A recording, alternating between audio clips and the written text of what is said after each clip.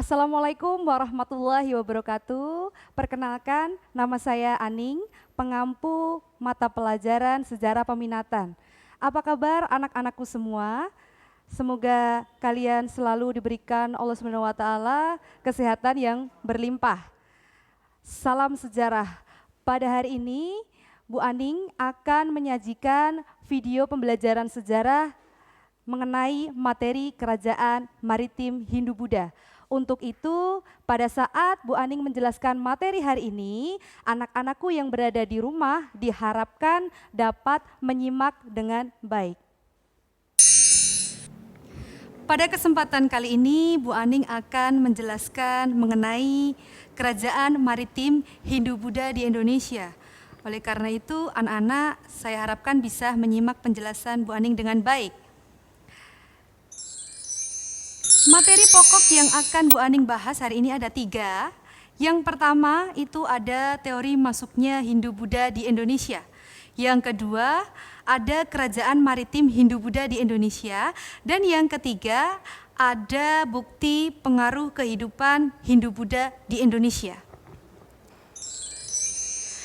Anak-anak dapat melihat gambar peta yang di samping, itu adalah gambar peta pelayaran bangsa India ke Indonesia.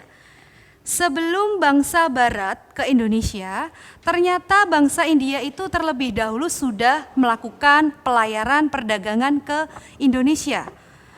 Dengan demikian, disebabkan karena pada waktu itu kawasan Andaman yang berdekatan dengan Pulau Nicobar itu berbatasan langsung dengan wilayah Aceh Laut Utara milik Indonesia.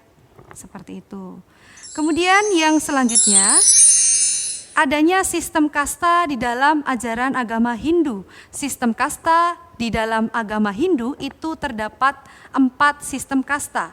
Kasta yang pertama itu ada kasta Brahmana, itu adalah kasta yang didominasi oleh kaum pemuka agama. Kemudian yang kedua ada kasta Waisya, didominasi oleh kaum pedagang. Kemudian yang ketiga ada kasta Ksatria, didominasi oleh prajurit, bangsawan ataupun raja. Yang terakhir ada kasta Sudra, didominasi oleh rakyat biasa. Kemudian yang selanjutnya, anak-anak pecinta sejarah yang berbahagia, teori masuknya Hindu-Buddha ke Indonesia itu ada 4 teori. Teori yang pertama adalah teori Brahmana. Teori Brahmana menyatakan bahwa orang yang membawa ajaran Hindu-Buddha adalah dari kaum pemuka agama.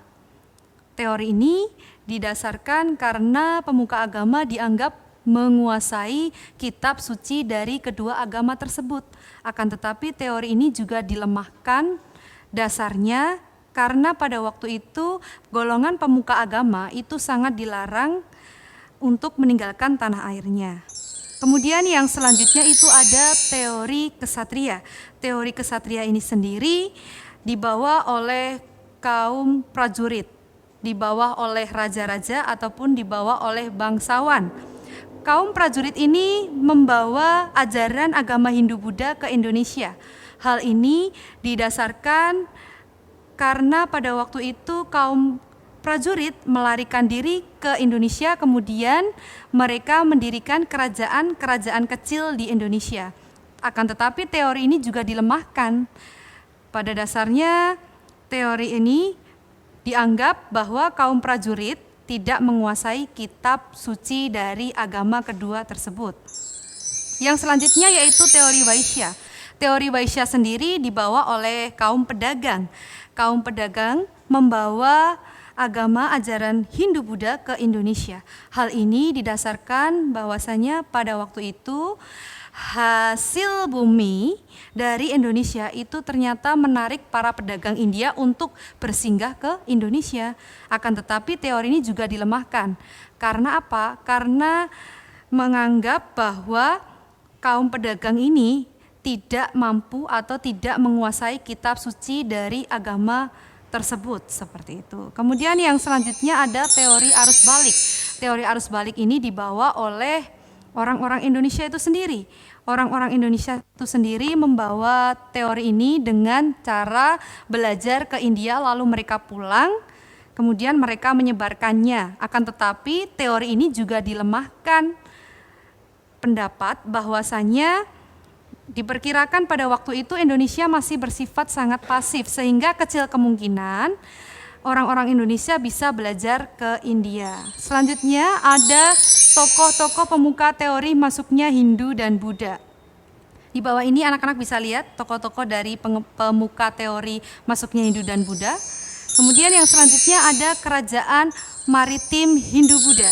Kerajaan maritim Hindu-Buddha yang pertama itu ada kerajaan Majapahit.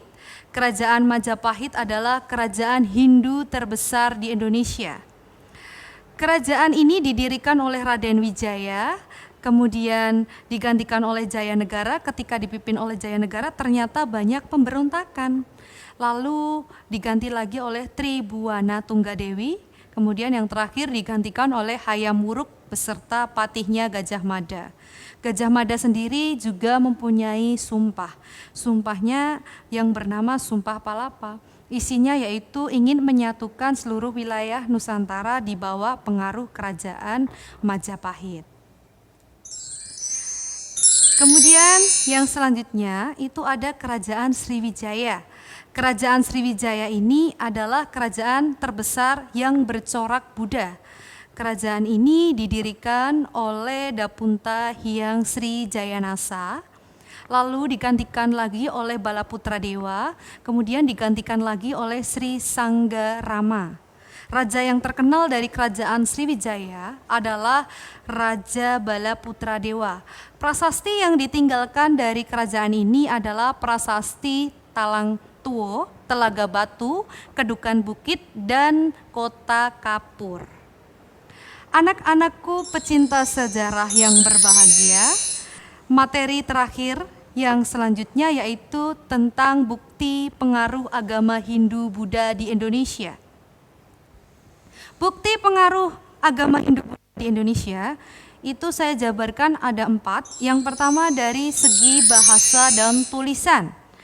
Dari segi bahasa dan tulisan kita bisa tahu bahwa ketika bangsa India masuk ke Indonesia itu telah banyak memberi pengaruh dalam kehidupan masyarakat Indonesia. Terutama sebelum kita memasuki masa sejarah, kita masuk dulu pada masa Nirleka atau praaksara. Ketika bangsa India masuk, kemudian kita berkembang menjadi masa sejarah atau masa yang sudah mulai mengenal tulisan. Contoh dari masa sejarah itu sendiri adalah catatan dari prasasti Yupa. Seperti gambar di samping, itu ada contoh dari bahasa dan tulisan. Di dalam prasasti Yupa sendiri terdapat tulisan huruf Palawa dan bahasa Sanskerta. Sedangkan sebelahnya ada gambar dari prasasti Ciaroten.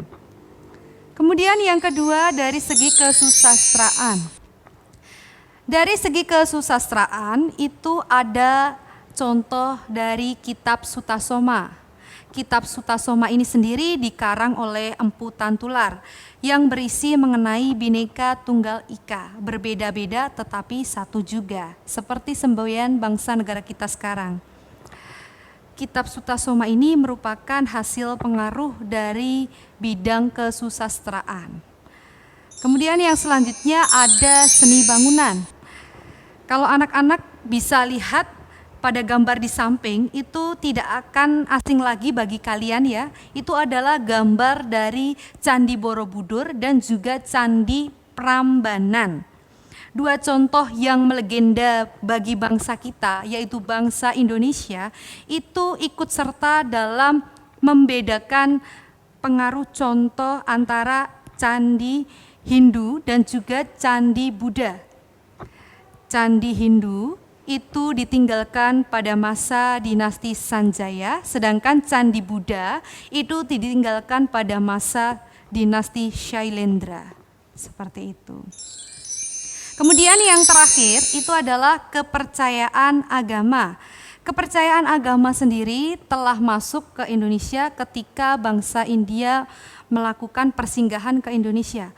Bangsa India ini sendiri telah membawa banyak pengaruh bagi bangsa Indonesia. sehingga agama Hindu dan Buddha bisa masuk ke Indonesia.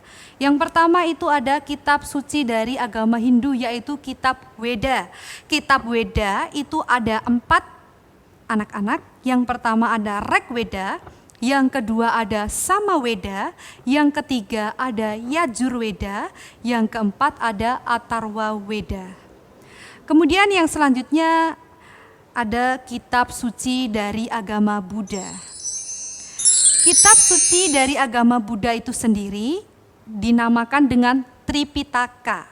Tripitaka digolongkan atau dikelompokkan menjadi 3. Yang pertama ada Vinaya Pitaka, yang kedua ada Sutantra Pitaka, dan yang ketiga ada Abhidharma Pitaka.